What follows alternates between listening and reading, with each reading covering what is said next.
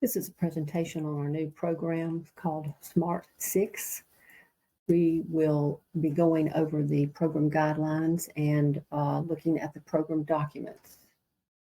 To begin the program, this is a mortgage revenue bond program that's using taxable bonds, meaning that unlike our mortgage revenue bond MRB 7 program that has IRS regs tied to it, this program does not. There is no first-time homebuyer rule. There's no county income limits. There's no purchase price limits.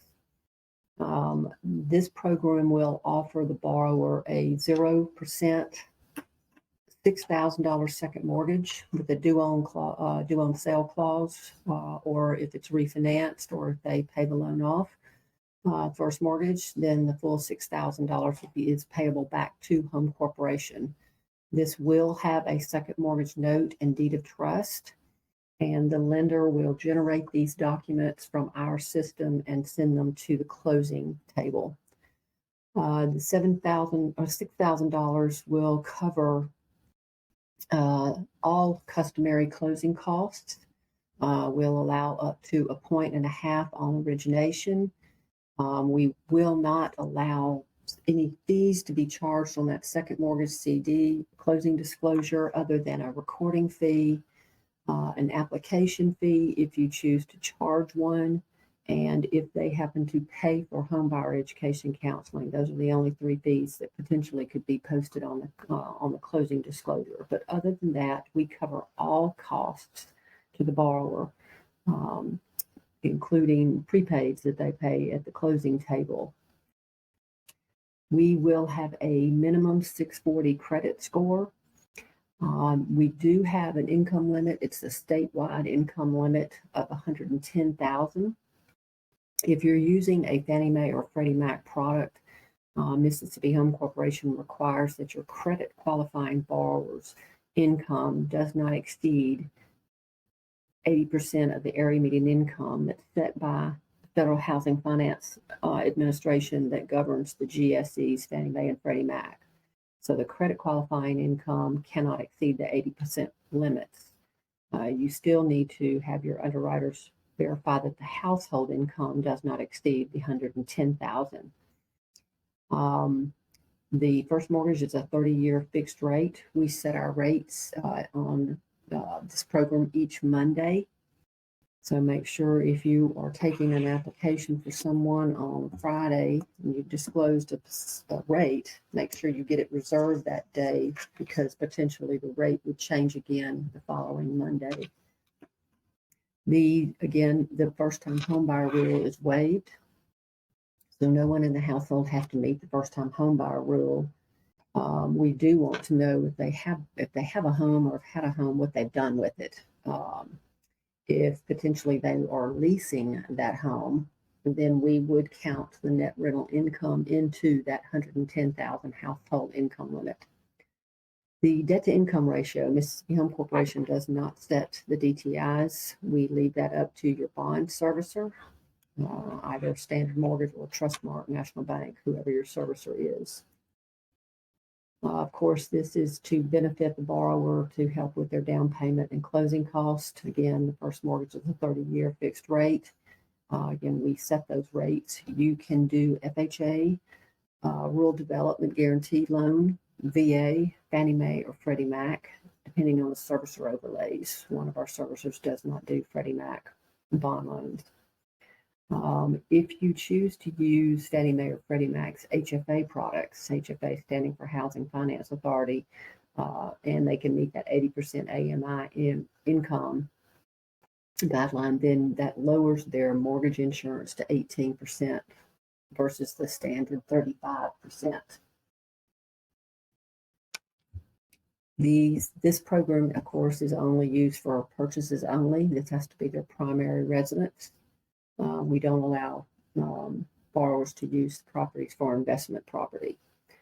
Of course, the lenders that are offering the program have to be approved through Home Corporation. And we do require the home buyer, one of the borrowers, not only one borrower, if there's multiple borrowers, have to take a pre-purchase home buyer education counseling course. They can use any online course. They can use NGIC, Radian, Freddie Mac's, or Framework, or Credit Smarts, whatever course is allowable. They'll have to provide that certificate to the lender to have that uploaded within 10 days of the reservation being taken. We will not allow manual underwrites for this program. So the loan has to receive an approved eligible or accept through DU or LPA. We don't have maximum purchase price limits. The limit is based on what they can qualify for, as long as it meets the agency guidelines, agency being FHA, VA, RD, Fannie Mae, or Freddie Mac. We do allow non-occupant co-signers, but if you're using the Freddie Mac HFA Advantage product, they do not allow non-occupant co-signers on the loan. Now, we're not looking at that non-occupant's income, so there's not something we'll see on the application whether they intend to occupy the home or not.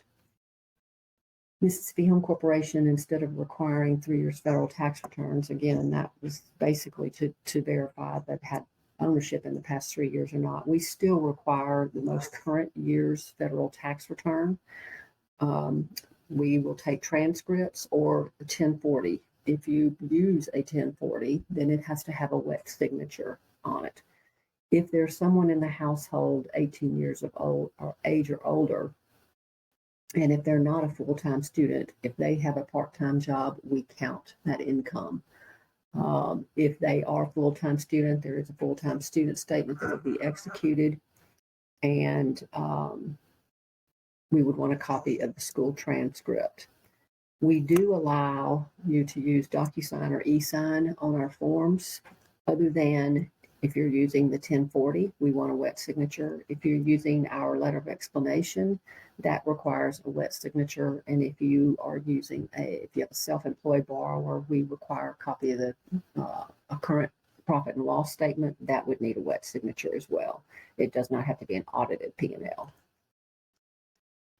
Okay, you're preparing the CDs and the LEs in your name, but our second mortgage documents show Mississippi Home Corporation as the lender. The deed of trust will reflect you, the originating lender, as priority lender, and it reflects the full loan amount that's being financed by your company for the loan, so you won't have any trouble with meeting RESPA or TRID regs. You will be actually the servicer of record on that loan until that loan is purchased by your servicer. Of course, the property has to be located in the state of Mississippi. We allow any allowable program property. Your underwriters will know what can qualify, what meets agency regulations. The only thing we don't allow is duplex. If it's a duplex, it's a potential for the borrower to receive income from the other unit. We allow manufactured housing. Again, you would need to verify with your servicer if they have any overlays. I believe one of our servicers does not do manufactured housing lending. If you're using the Freddie Mac HFA Advantage product, they also do not allow manufactured homes under that program. I know one of our other servicers will allow manufactured housing, but they require it be a double wide and meet, again, agency regulations.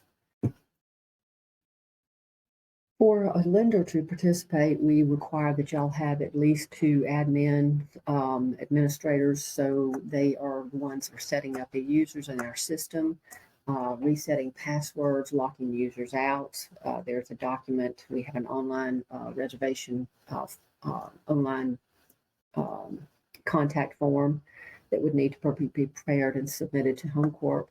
The only thing an admin cannot do is set up another admin or set up a new branch location. We have to tie the documents to that branch.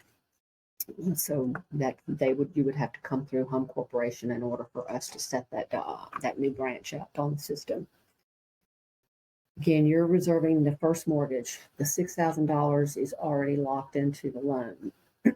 So they're not going to get more than 6 or less than 6.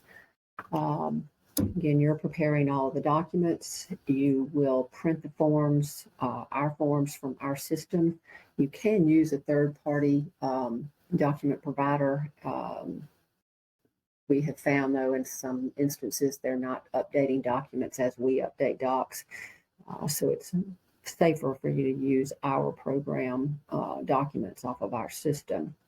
When you're locking that loan with Home Corp or reserving the loan, as soon as you reserve the loan, you must turn around then and lock it with your servicer. And you would follow their guidelines and use their portal information in order to lock that loan with them. You're reserving loans with us on our system. You're uploading documents to us, and all of that is found through the online reservation system, and we'll go through that in just a few minutes. We turn a loan around within 3 business days. If there are any conditions on that loan, we will add another 3 business days to that turn time.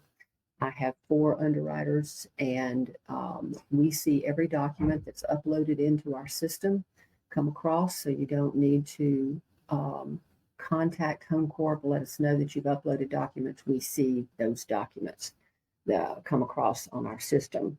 And then again, the underwriter on my side will communicate with you via email or notifications. The system will generate an email to you to let you know if the status has changed.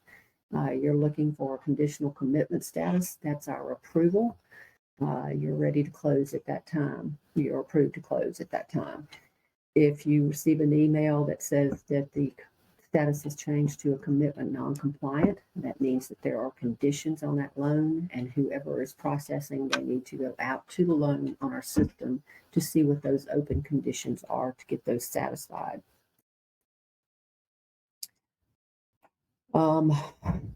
We'll go through this section of the printing of the document and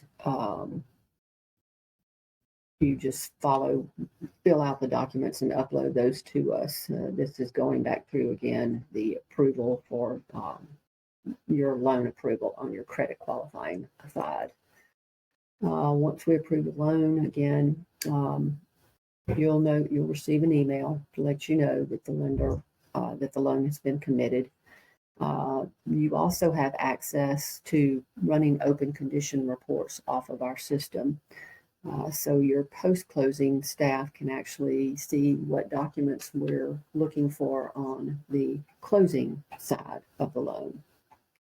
You can't make a reservation on this program unless you have a contract on a home. You must have a contract because we require the contract and other documents to be uploaded to us within 10 calendar days of your reservation. You can lock a loan or reserve a loan with Mississippi Home Corporation from our website. You'll see this icon, that's the lender login icon. You can reserve a loan from 9 a.m. to 11:30 p.m. Monday through Friday. Once the loan is reserved, then you can access that loan 24 hours a day, 7 days a week. Passwords that will be provided to your users, they're only good for 90 days, so they must reset those passwords. If the password is not reset and the 90 days occurs, if your user would be locked out, they would have to contact their system administrator in order to get that password reset. The password must be at least 9 characters in length, and it contain at least 1 cap, lowercase, numbers, and or special characters. This is where off of the system you can actually go in and change your password. It's the address maintenance screen, and I'll show that screen to you shortly. Again, reserving that loan, it must be an eligible borrower. The lender's determining that they're eligible for the program.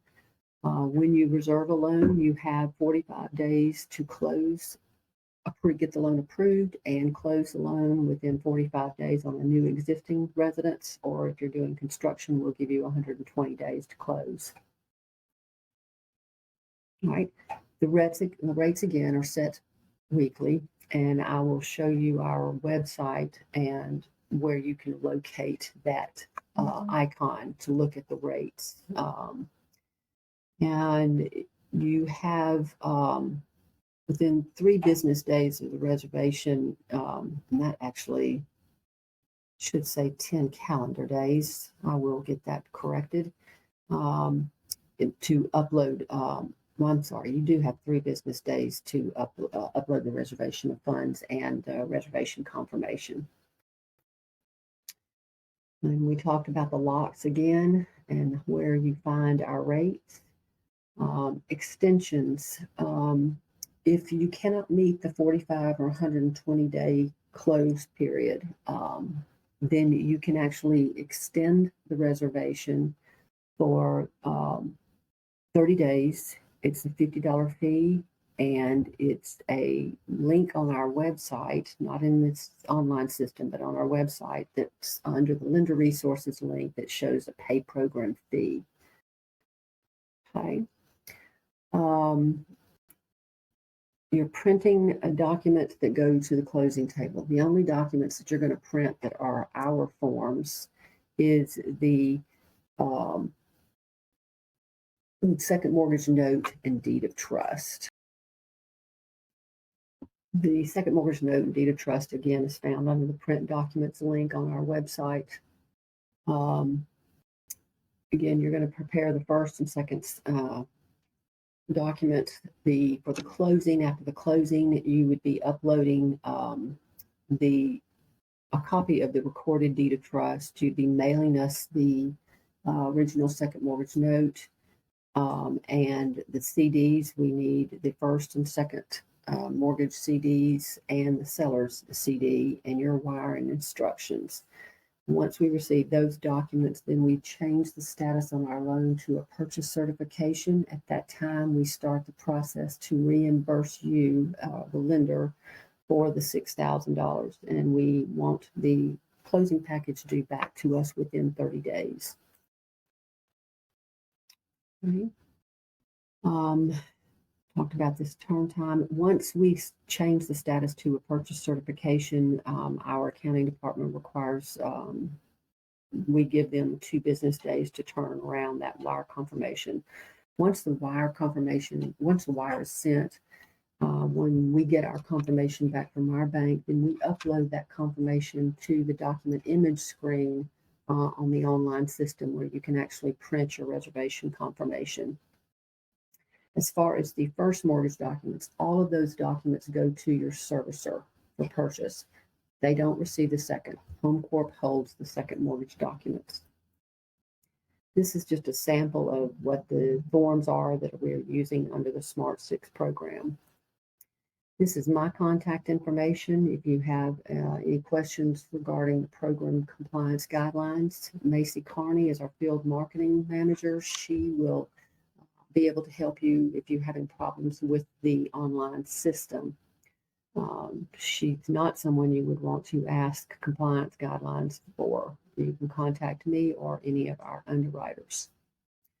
Okay, now I'm going to switch over into our website. Go here. All right.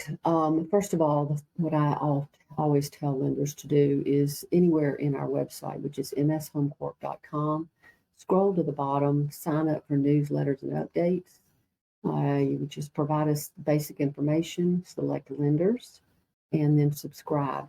So if we make any changes to the programs, you will get notified from our marketing department any changes to any of the programs that are applicable. Under the on the lender realtors link, this is where you're finding your lender resources for the program. But off of the main page, you have the option to log into the system here under this icon, and then the rates. You can click over into the rates. You'll see what our bond rates are, what our Smart 6 rates are. Again, these are changing on, if they change, they will change on a Monday. We're not showing available funds under the Smart 6. It's just an ongoing program, so we're not showing any funds at that time. You'll also see these icons exist throughout the website, so you can actually log in from here. I'm going to go over to the Lender Realtors link and then Lender Resources. Here is where you'll find the pay program fee. If you were going to extend a reservation, you would click on the pay program fee. You would enter our reservation number, your primary mortgagor's name, come down and select MRB MCC Smart 6 30-day extension and continue and follow the prompts. Mississippi Home Corporation doesn't care who pays for that. You could have your borrower sitting in front of you using their credit card, or have them provide you with funds and you pay it with your credit card. This will generate a receipt. You need to make sure you get that receipt printed, because it will be a required document that you would upload to HomeCorp in order for us to continue with the reservation extension, along with another form called a notification of change form. But I will take a look at those in a moment. So I'm going to flip over into the Smart 6 Lender Resource page. Very short, not a whole lot of information, but we do have our procedures manual. This is a PDF searchable document. You can access our flyers. If we were to send a bulletin out for this program, it would be posted to the website. This is the first notice that went out when we opened the program last week, May 18th. Okay, so I'm going to go now into a loan, a test loan. So this is a system we're using Midas. You will have the loan system defaults to lender. We'll leave that there. Even for your admins, they won't change this web profile. You'll have an originator number, a branch number. Your username must be all cap, and we don't care what that username is. It just needs to be all caps. And then your password. So bear with me and let me get logged in. And we'll go into a test loan. Okay. Depending on your user access, you may not see this user maintenance. This is for your admins. This is where they would set up new users or go in and reset passwords, lock users out. This is, you may see an option for open conditions. If you don't see this, then you can go into reports and you can run your open conditions from this option as well. To change your password, as I had mentioned on the PowerPoint, the address maintenance screen, once you click into it, here are the fields to reset your new password, and then you would submit that. I will make a statement that do not use your back browser if you're in this system. Use these back buttons. If you use your back browser, it will lock you out. It'll knock you out of the system. So use the back buttons. Okay, I'm going to go into an actual loan, a test loan that's already set up, so we can take a look at the program documents, and then we'll come back out and go through the how you reserve a loan. So you go to either the view pipeline, find your loan there, or you can go to view loan detail, which I selected, and you can search by my number, reservation number, your loan number, or cross-reference by the borrower's name. I'm going to open up this test loan. Okay, this loan is in a status of conditional commitment. Unfortunately, I didn't lock it with an underwriter. If we've received a compliance package, and we'll take a look at those documents, that checklist, it will be assigned to my underwriter, or one of the underwriters. And again, they have 3 business days to turn that loan around.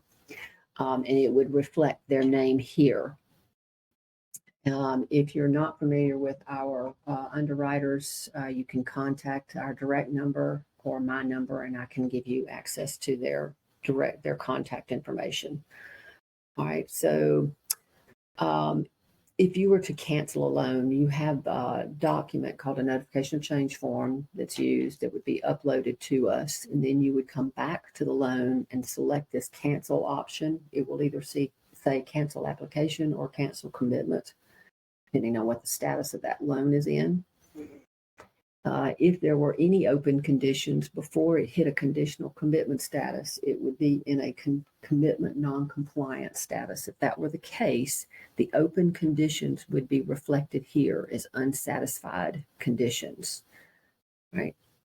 So we're going to go into the print doc option. You can print individual forms, but the easiest thing to do on the front end is to print the document set. So you'll see this document set option. What this is going to do, it's going to open up all of the SmartSlicks program documents, and then you just print the ones you need. There's several documents that are just applicable depending on the loan case, whatever the program is requiring. All right. Okay. The first form in this set is a reservation of funds, or our commitment form. Some of the data that's entered into our system will dump into these forms. Otherwise, they are PDF fillable documents, right?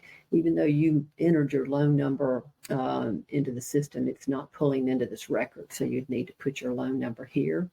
If they happen to be a single parent, you would select that. Co-borrower, if there had been a co-borrower on this test loan, it would have shown the data here.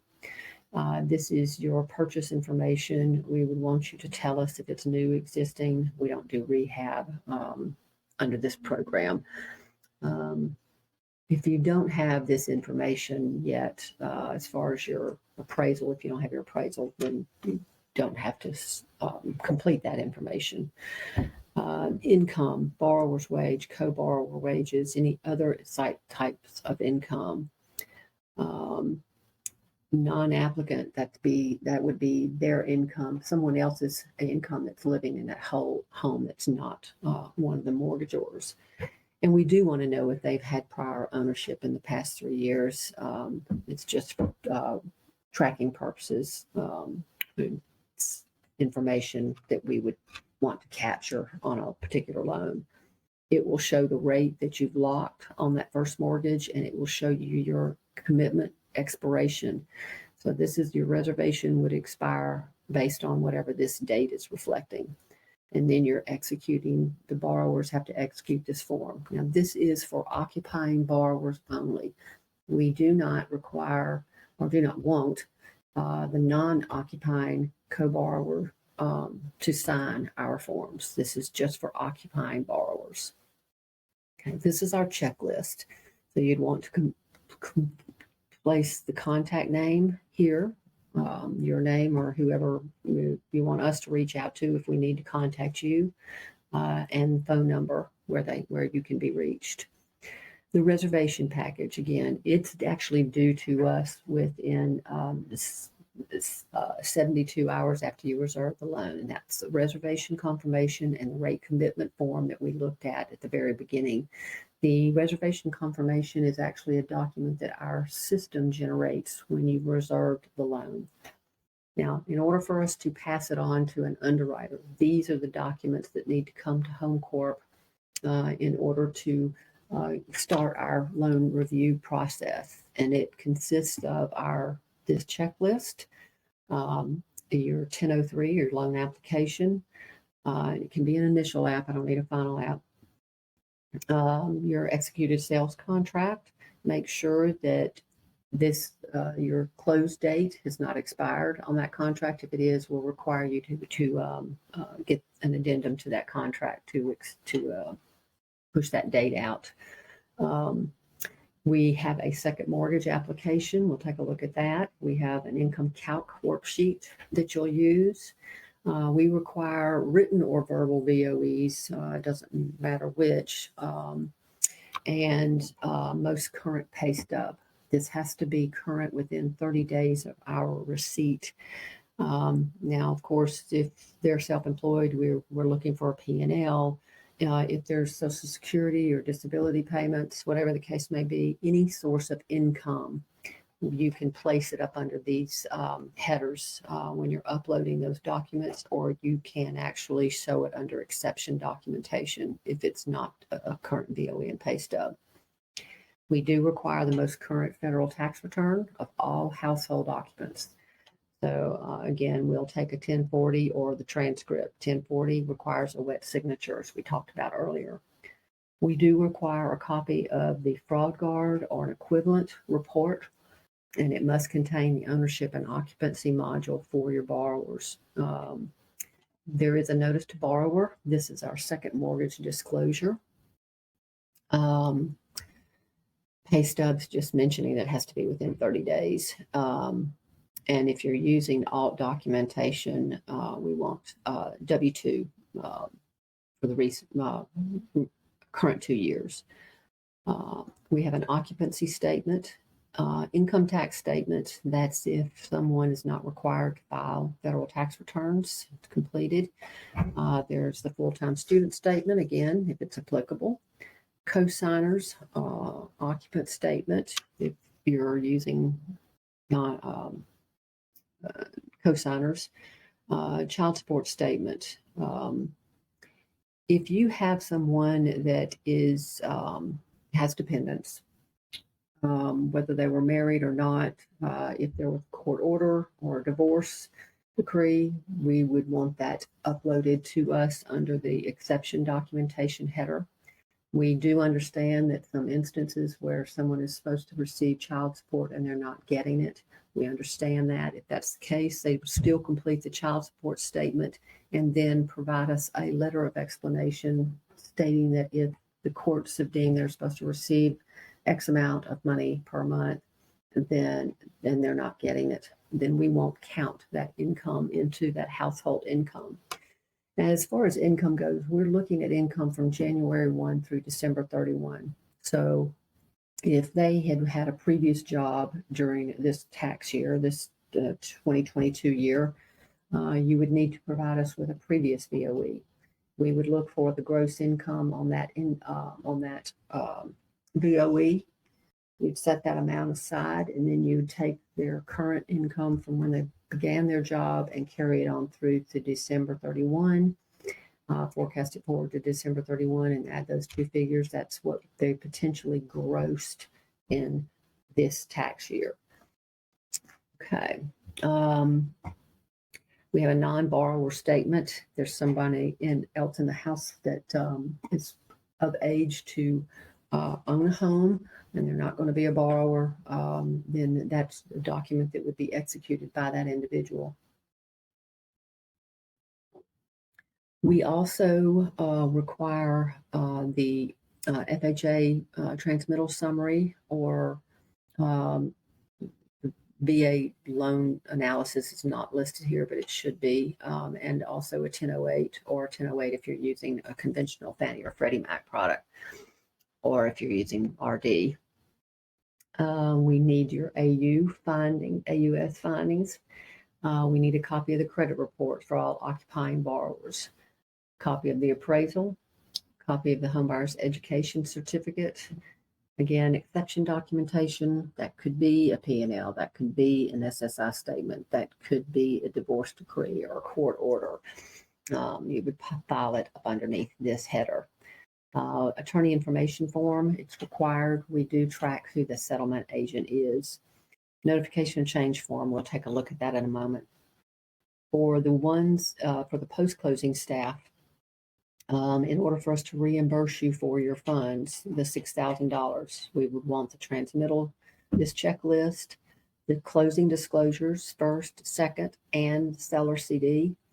We want if you can get your hand on a copy of the recorded second mortgage deed of trust. We need your lender wiring instructions.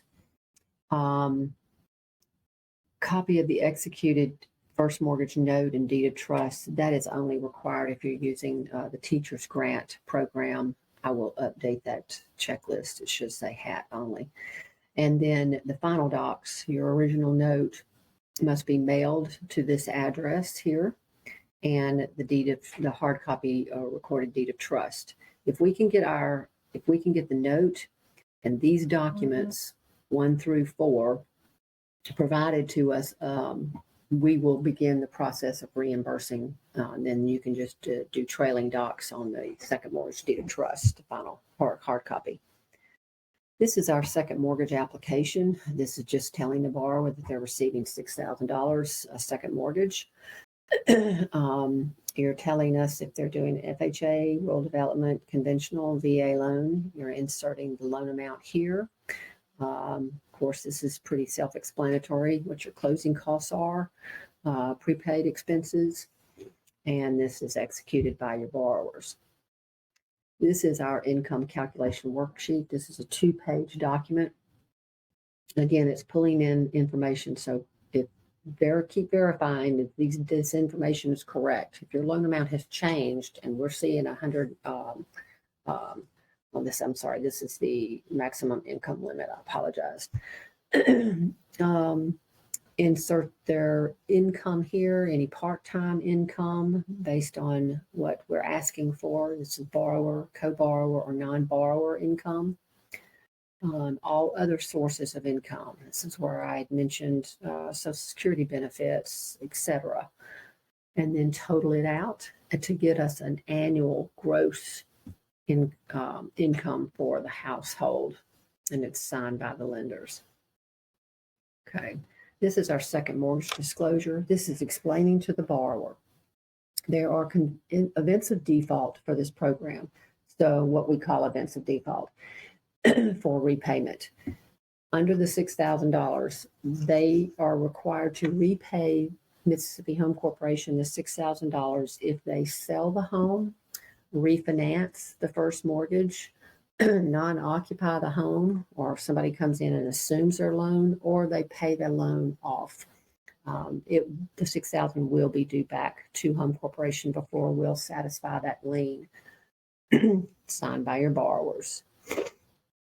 The occupancy statement is just saying that they're going to occupy that home as their primary and permanent residence, and they're not going to rent or lease the property.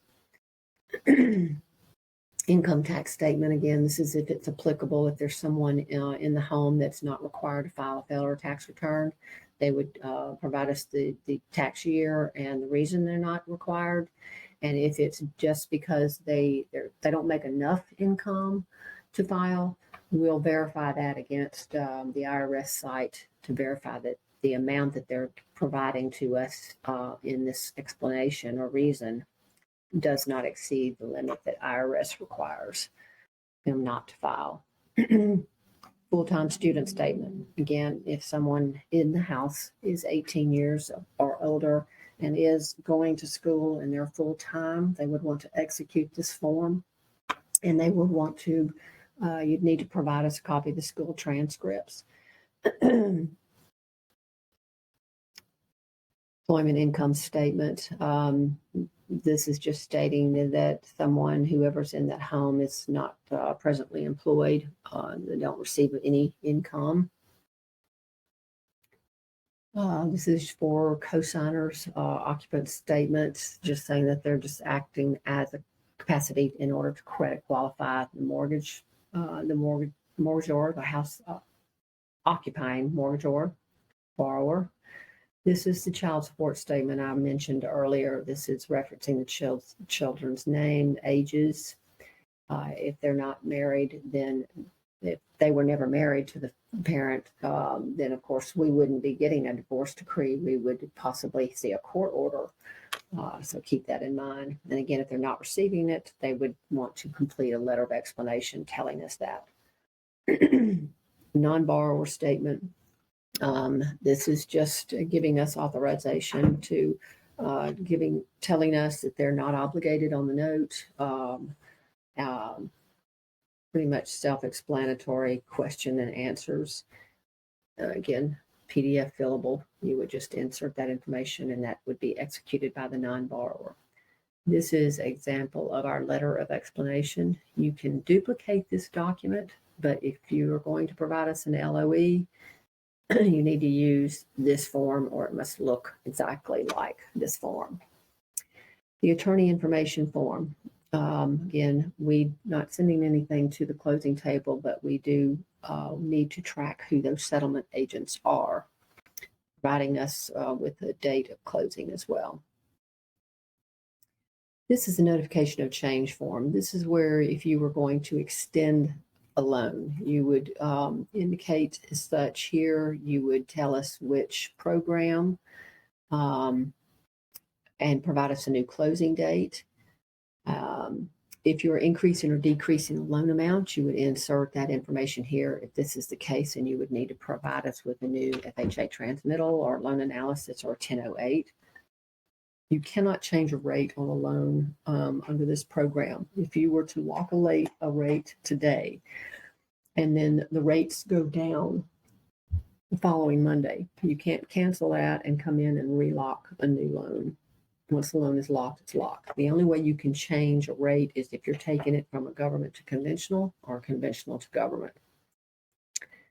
If your property does not qualify, can't get a good appraisal, the seller refuses to make repairs, or the contract just falls through, whatever the case may be, they can keep the reservation. They can keep our lock and go find another property and provide us with that information. Of course, that means you're going to need new documentation submitted to us. And more than likely, that's going to cause a need for an extension of your reservation.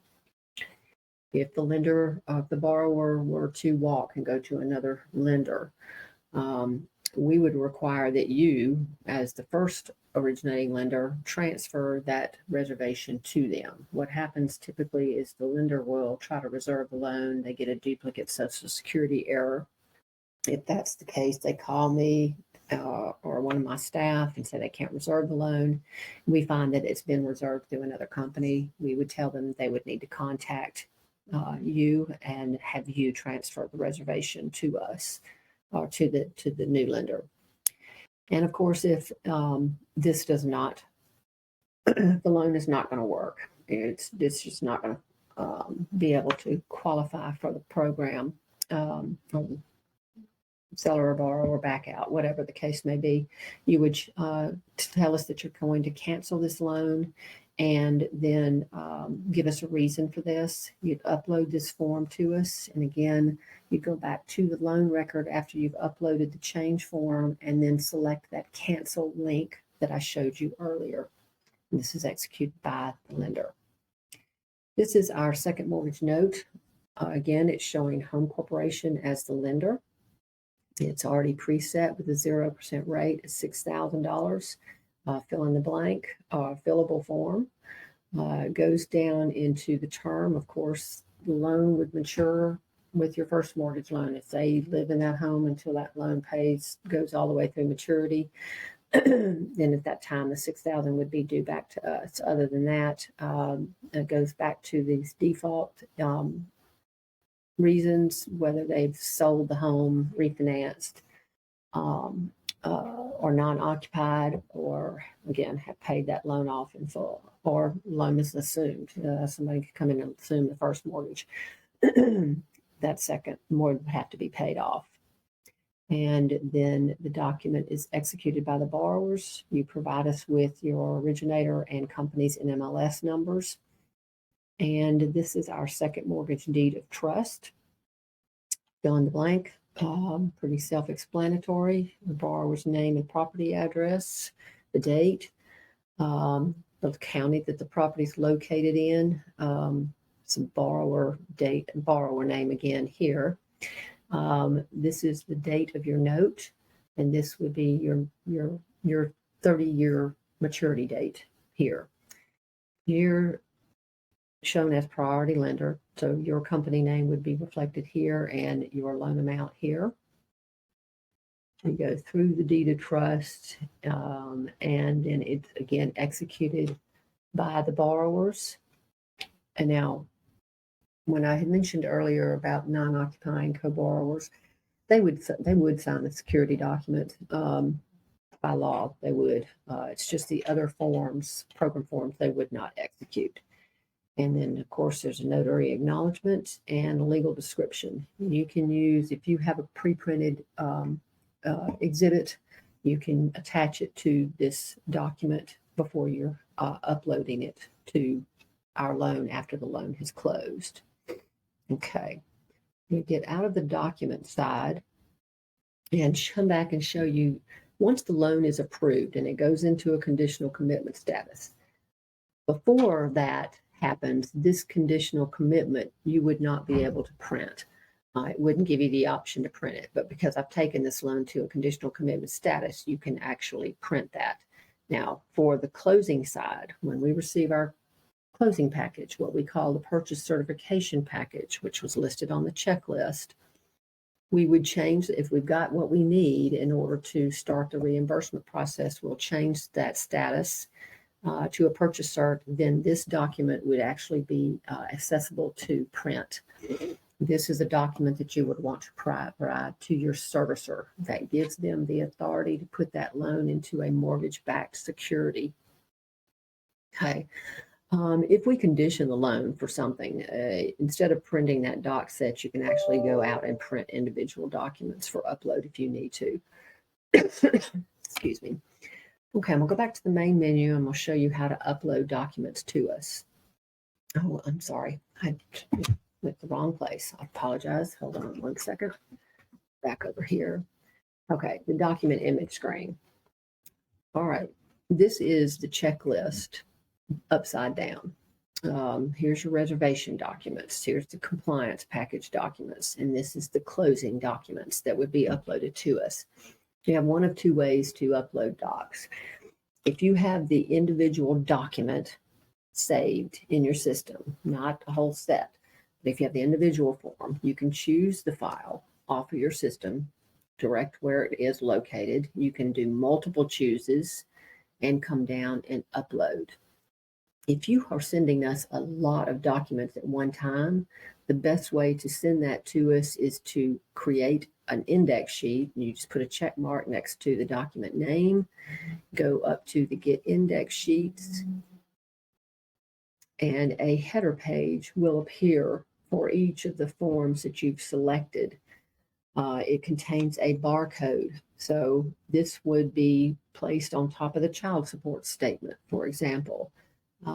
This would be placed on top of your cosigner or non-occupant statement. And what you would do is create a stack. So once you have your complete stack of documents, you would save it, scan it into your system and save it. And then instead of choosing the file here, you're choosing the indexed package here. All right, so once you've chosen your file, again, you would go to the bottom and upload. Once the document is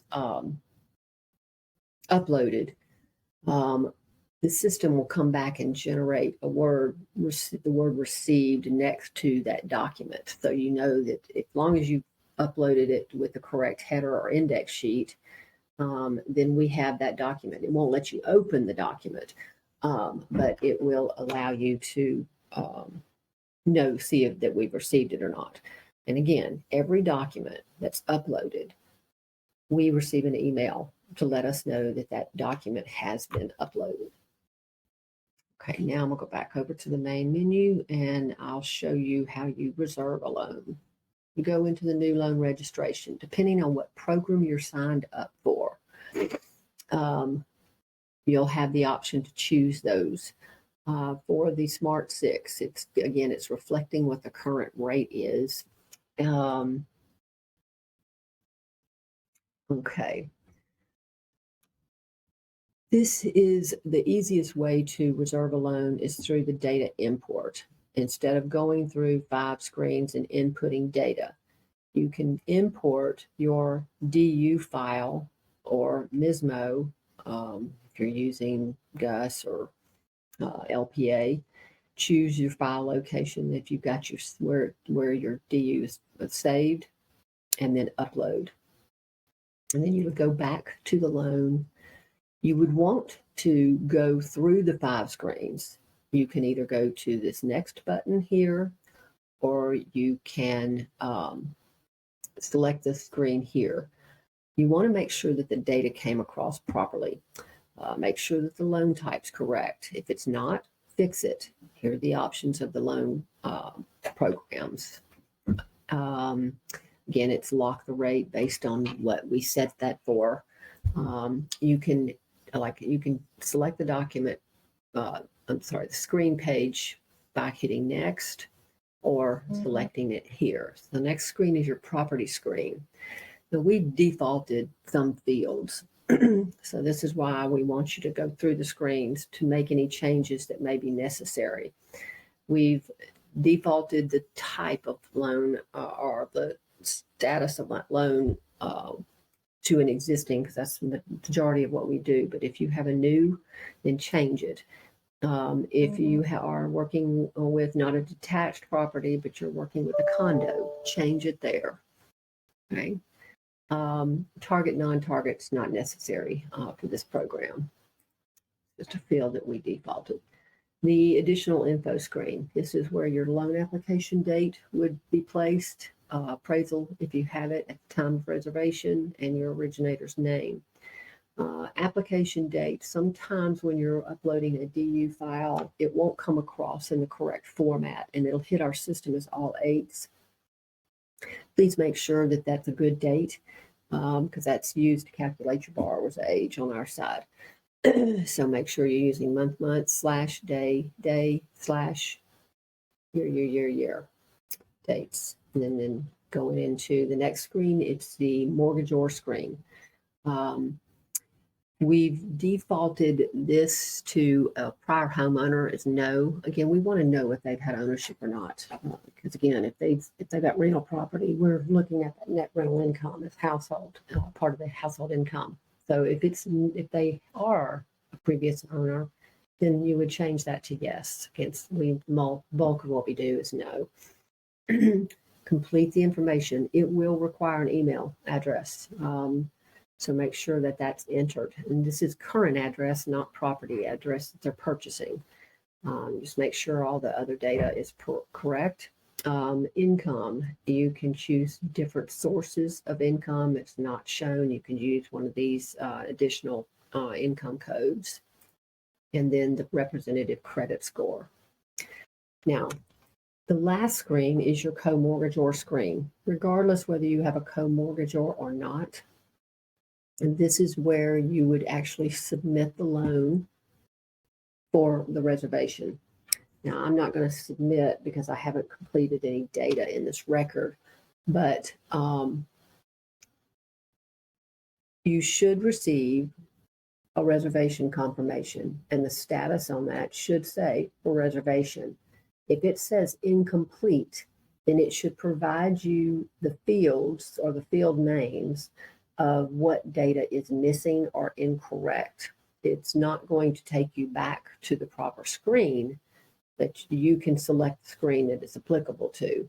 It's pretty obvious. If it's property information, whatever the case may be, you would go back to that and then come back to this screen and submit so you get a good actual reservation. Okay. So that is our Smart 6 program.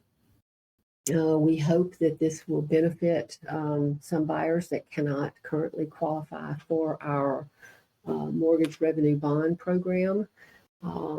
But if you're interested in this program, you can contact me at the information that was shown on the PowerPoint, and then we can start the process to lock in your status to get set up to participate with Home Corporation. And again, I thank you for your time. And if you have any questions, feel free to contact me at any time. Thank you very much.